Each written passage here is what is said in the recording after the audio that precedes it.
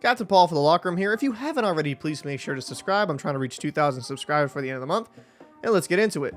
Taylor Hall needs to be better if the Boston Bruins want to win a Stanley Cup.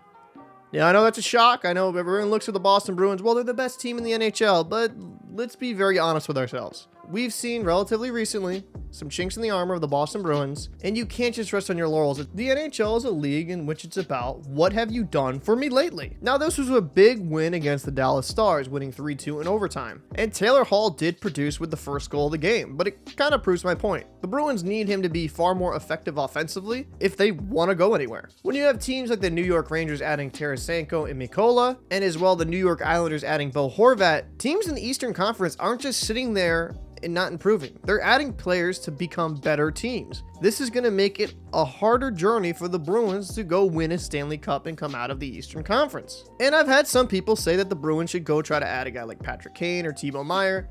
Now, realistically, the guy would be Timo Meier. Timo Meier is making $6 million this year while he is an RFA. You could waive a guy like Craig Smith again, who's making $3.1 million. If you have San Jose retain half of his cap, while you would probably have to give up quite a bit, I don't think Timo Meier would be impossible to get, and it would be more of a realistic fit, especially under the Bruins' tight cap situation. But do the Bruins really need to add a player? I feel like they have the guys already in the system. When Jake DeBrusk comes back, that's going to slot Taylor Hall back to the third line. Now, yes, his time on ice has taken a hit this season because for most of the season, he's been mainly playing on a third line role. But I would argue, Taylor Hall is facing far easier matchups than his other line mates. And I know we're a few seasons removed from his MVP season in New Jersey when he had 39 goals, 54 assists for 93 points. He's still in his prime. He is only 31 years old. The speed is still there. The skill is still there.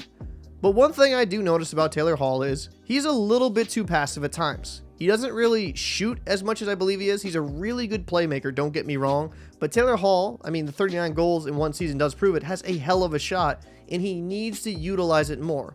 Pavel Zacha, who has come over here from New Jersey and has far exceeded my expectations, has been fantastic, and his goal in this game proves that he has an amazing shot as well, and he's been far more aggressive since he signed this extension with Boston, and it is paying off tenfold. If Taylor Hall starts getting a little bit more aggressive and shooting in dangerous areas, I could easily see him having a massive uptick in his production. Now let's get into the game. Taylor Hall coming into the zone, back to Krejci, down to Lindholm. Lindholm coming around below the net. And what a beautiful spin to Hall with a nice bury there. That was a beautiful play. Look at Lindholm here. Go to his forehand, spin pass. Hall just buries his far side. Ottinger has no chance, but Dallas will respond. Robinson to Hintz, and that was probably a goal that Omar could have had. That was a beautiful pass by Robertson. Hintz, backhand beauty, 5-hole, right between the wickets. But Foligno coming in down here strong. Over to Pastrnak, doesn't get it, but Bergeron gets absolutely stoned by Ottinger. What a beauty of a left pad save, keeping the Dallas Stars tied with the Boston Bruins. Dallas Stars will respond here. Robertson coming in, passing to Pavelski. Pavelski, what a pass to Robertson, and 5-hole pass Ullmark. That is one he definitely wants to have back. What a beauty of a backhand pass, though. Right on the tape, and 5-hole on Ullmark. Dallas trying to get another goal here. Ullmark stands tall. Beauty of a save there to keep the Boston Bruins in this game. Carlo coming in, over to Zacha, and what a laser. This was a great carry by Carlo, going from his right to left, passing it to Zacha, and he just buries it right past Ottinger. We're in overtime now. Zacha using his speed. Zacha to Pastrnak. Pastrnak back to McAvoy. And what a laser of a shot by David Pastrnak. That was a beauty of a play. Let's do a replay on that again. What a feed by McAvoy. No chance for Ottinger, and the Bruins win 3-2.